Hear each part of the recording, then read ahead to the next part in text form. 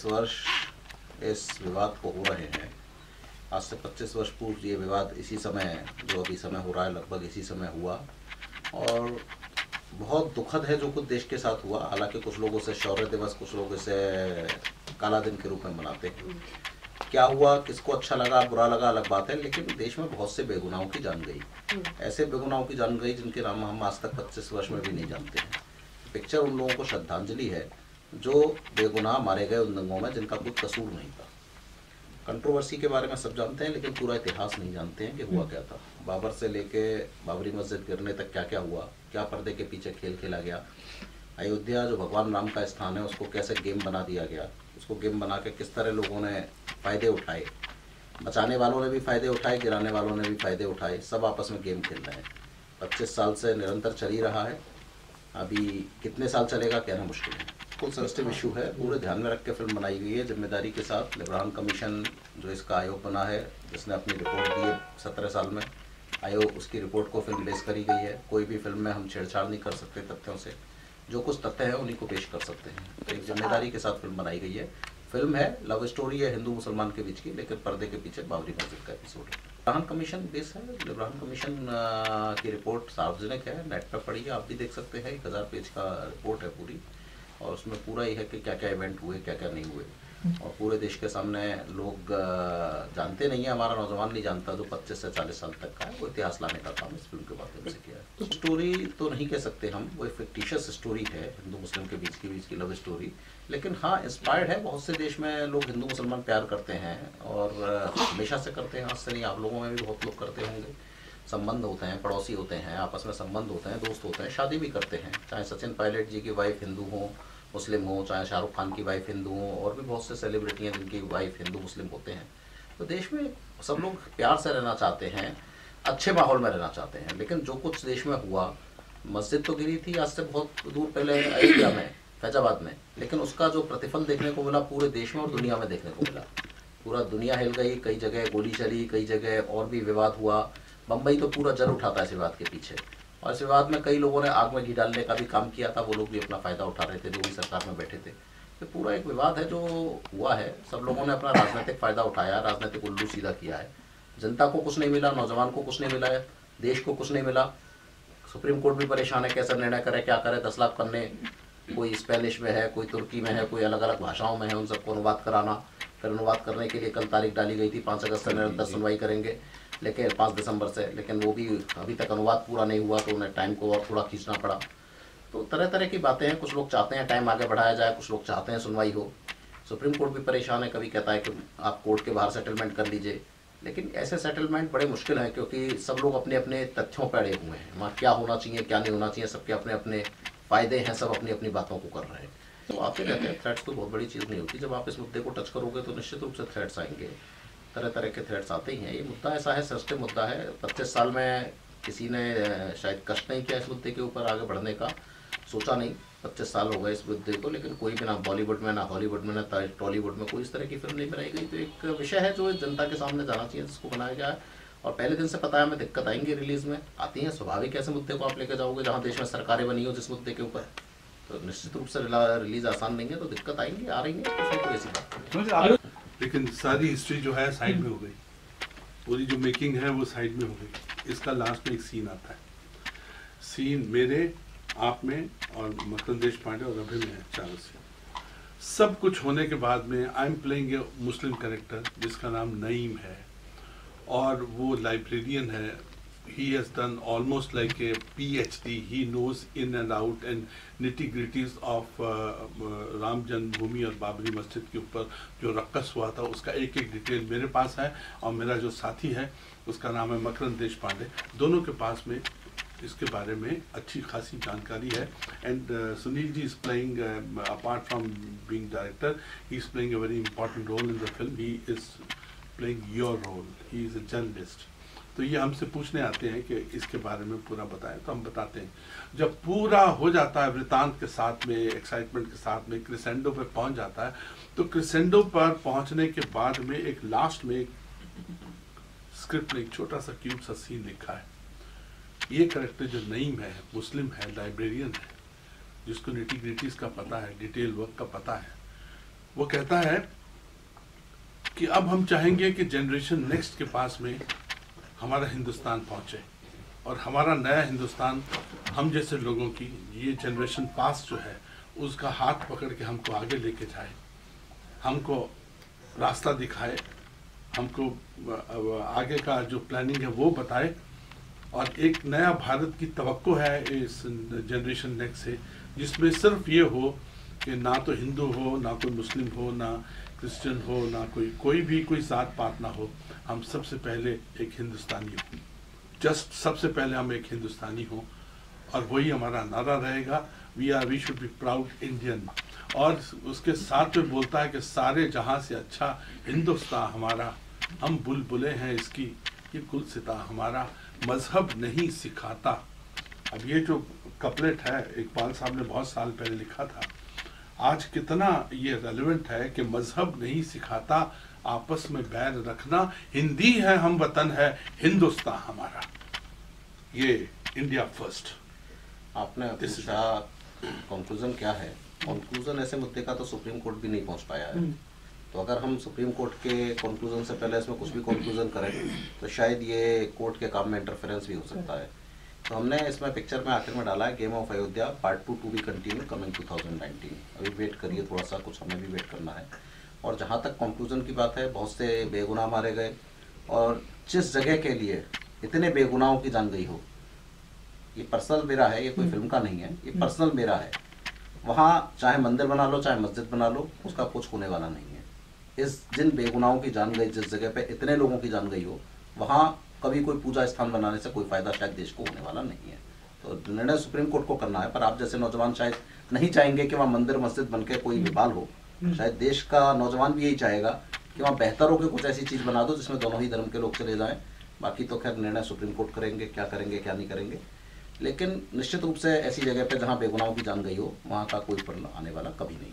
Supreme court एक तरफ से कितना आज़ाद ख्याल है, वो कहता है कि सब धर्म के जो लोग हैं आपस में बैठे और आपस में बैठ के इसका निष्कर्ष निकालें। लेकिन हमको लगता है कि एक हिंदुस्तान में बहुत सारे हिंदुस्तान हैं, एक इंडिया में बहुत सारे इंडिया हैं, और एक भारत में बहुत सारे भारत हैं। अगर एक खेतियार है तो एक इंटेलिजेंशिया है, और एक मिडिल क्लास है, एक अपर क्लास है, एक हायर अपर क्लास है, सबका अपना अपनी इंडिया बना के बैठे हुए हैं। अब सवाल ये पैदा होता है कि we have to move on. Supreme Court भी यही चाहता है कि India has to move on to level next. Why not? और इंडिया में बहुत सारी प्रॉब्लम्स हैं, लेट्स सॉल्व दैट। हमारा चीफ एग्जीक्यूटिव जो है Mr. Modi is an able man, he is a wonderful man. He is coming out with the planning, he is doing a good job. अब हमको चाहिए कि इस तरह की थिंकिंग, जो प्रोग्रेसिव थिंकिंग है, अरिथमेटिक प्रोग्रेशन वाली थिंकिंग है, उसके साथ हम आगे जाएं। ये मुद्दे जो हैं, इन्होंने हिंदुस्तान को एक बहुत तंग किया, एक नासूर बन के तंग किया है। Let's move on. ये हमारे डायरेक्टर का एक प्रयास था कि जिस हिसाब से उन्होंने एक ये मुद्दा उठाया, उसके ऊपर स्क्रिप्ट तैयार की, एक फिल्म बनाई, और लिब्राहन कमीशन का जो 1200 पेज का था उसके ऊपर, ये सच है, इसमें कुछ भी झूठ नहीं है, इस फिल्म में कुछ भी झूठ नहीं है।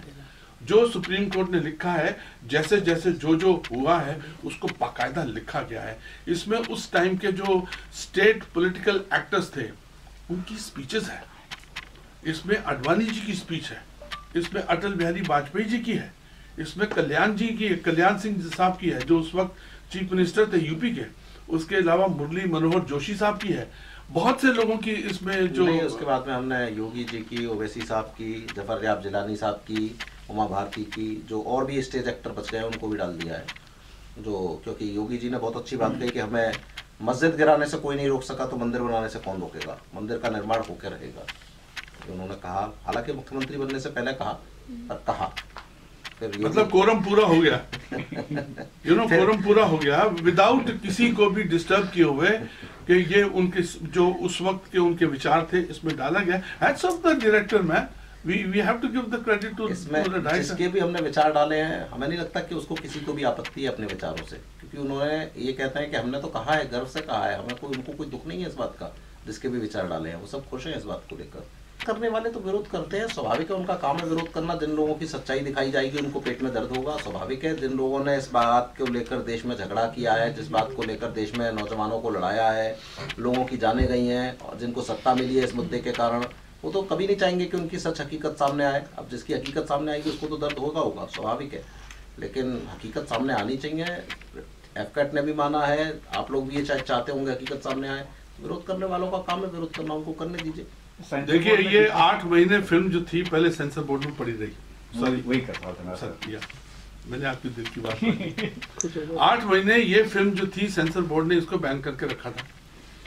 उसके बाद में Sunil ji went to AFCAT tribunal में, वहां भी 3-4 महीने रही, और 3-4 महीने रहने के बाद में without even a single cut this film was passed, it was passed. हम पहले जब टेक किया लखनऊ में, जब पहला टेक दिया हमने, फर्स्ट शॉट दिया, तो हम चारों आपस में बात कर रहे थे, यार ये फिल्म पास होगी कि नहीं होगी, ये होगी कि नहीं होगी, पहले शॉट के वक्त ही। हम लोग तो थोड़े से पेसिमिस्टिक थे, लेकिन the gentleman who sitting near me, mister Sunil Singh, he said यार कुछ अच्छा ही होगा, डोंट वरी, आज अच्छा हो रहा है, आप लोगों के साथ में मुखातिब हैं, आपके सवाल आ रहे हैं, जवाब दे रहे हैं, ये फिल्म बन गई है, तैयार हो गई है, इसको सर्टिफिकेशन भी हो गया है और it is going to be release on 15। It's a very big thing. लेकिन देखिए पहले पद्मावती, उसका क्या हाल हुआ, इतना उरूज, इतना क्रिसेंडो, इतना ऊपर पहुंच गया उसका हाइप, इतना हाइप पहुंच गया। सर काटने के पहले 5.5 करोड़ थे, उसके बाद में 10 करोड़ हो गए। सर के भी सर काटने का जो आज की डेट में जो इनकी बोली लगाई है वो 1.5 करोड़ की है। ये कब तक चलेगा भाई, क्यों चलेगा? We are in the largest democracy man. जो क्रिएटिव आदमी है उसने सोचा है, वो अपने पॉकेट से पैसे लगा रहा है। आजकल पैसे कमाने भी मुश्किल हैं, आजकल पैसे की कीमत बहुत ज्यादा हो गई है, बहुत ज्यादा हो गई है। कोई आया है अपने घर से, एक नौजवान, उसने आके पिक्चर बनाने की सोची है, उसको बनाया है, उसके बाद जो भी बाधाएं आई हैं उसके बाद उसका सर काट रहे हैं, इनके हाथ काटने तक का है कि इनका हाथ काट देंगे। एक स्टूडेंट जो ऑर्गेनाइजेशन, उसने कहा है कि 1 लाख रुपया देंगे। उससे पूछा कि आपने इतना कम क्यों लगाया, बोले हम स्टूडेंट है साहब, हमारी तो पॉकेट मनी इतनी, हम तो जोड़ जोड़ के 1 लाख का करेंगे बजट के हिसाब से। उनका बजट ही है भाई, 1 लाख का बजट है उनका, किसी का 1.25 करोड़ रुपए का है। वो पद्मावती का था, वो 5.5 का था, फिर 10 का हो गया, 10 करोड़ का हो गया। एक का नाक काट देंगे, एक का हाथ काट देंगे। Hey come on man, we are living in which India? It has to be the best India, it's a new India, it has to be new India man. So I think ये जो media है, जो press है, इस point of view को आप लेके जाएंगे, क्योंकि आप भी जनरेशन नेक्स्ट है। जो उस सीन के अंदर था कि अब हमको आपसे तवक्को है, आप 1 सेकंड के लिए भूल जाइए कि आप जर्नलिस्ट हैं, आप 1 सेकंड के लिए ये याद रखिए कि आप जनरेशन नेक्स्ट है, आप लेके जाएंगे इसको। आप लोगों को याद है बम्बई किस तरह चला था? हिंदू मुसलमान के बीच में आप लोग बम्बई में रहते थे उस समय? रहते थे। आप लोगों को मालूम है, हिंदुओं अपने मोहल्ले की रात में अपने बिल्डिंग की रखवाली करते थे कि मुस्लिम हमला ना कर दे, मुस्लिम अपने बिल्डिंग की रखवाली करते थे कि हिंदू हमला ना कर दे। बाकायदा वो बट गए थे, आपस में मोहल्ले बट गए थे हिंदू मुसलमानों के। इस हद तक जहर घुल गया था इस मुद्दे के ऊपर। ठीक है, अब नॉर्मल सी है और होनी भी चाहिए, पहले उससे पहले भी नहीं था ऐसा, लेकिन इस विवाद ने इतना खाई दोनों समुदाय के बीच में पैदा कर दी, जो पार्टीशन के बाद देश का सबसे बड़ा मुद्दा है। नहीं गए थे सर लोग। तो उस समय जो हकीकत है, बहुत कुछ हुआ देश में। कोई कह रहा है हम सड़क पर मुस्लिम नमाज पढ़ेंगे तो हम आरती करेंगे, सबकी अपनी अपनी कहना है, सबका अपना अपना वोट बैंक है। कोई हिंदू वोट बैंक बचा रहा है, कोई मुस्लिम वोट बैंक बचा रहा है, कोई आग में घी डालने का काम कर रहा है, सब अपना अपना राजनीति कर रहे हैं। लेकिन देश को क्या मिल रहा है? देश वहीं का वहीं खड़ा है। जहाँ इतने सालों में लोगों की क्या क्या तरक्कियां हो गई, हम पिछले इतने सालों से बस मंदिर मस्जिद मंदिर मस्जिद मंदिर मस्जिद। मुद्दे को पाकिस्तान में भी उठाया गया, इसको पाकिस्तान में भी उठाया गया, उसकी वहाँ की न्यूज़ में भी ये मुद्दा बहुत गर्मा गर्म है। उनको बड़ा सुख मिल रहा होगा कि यार इंडिया में कुछ ऐसा हो रहा है, इसका थोड़ा सा भड़काया जाए। लेकिन I think we have got the greatest supreme court, number 1, और भगवान करे कि जितने भी लोग हैं एसोसिएटेड हैं, आसपास हैं, उनमें सद्बुद्धि आए और इसको मिल मिला के खत्म किया जाए। Let's move on is the only word. कितने थिएटर्स में रिलीज हो रही सर अभी थिएटर्स को लेकर? लगभग 1000 थिएटर्स में रिलीज हुई थ्रू आउट इंडिया जी, थ्रू आउट इंडिया। बाकी हो सकता है और ज़्यादा भी हो जाए, क्योंकि 15 तारीख को जब फिल्म आ रही है तो इसके सामने कोई बड़ी फिल्म नहीं है दूसरी।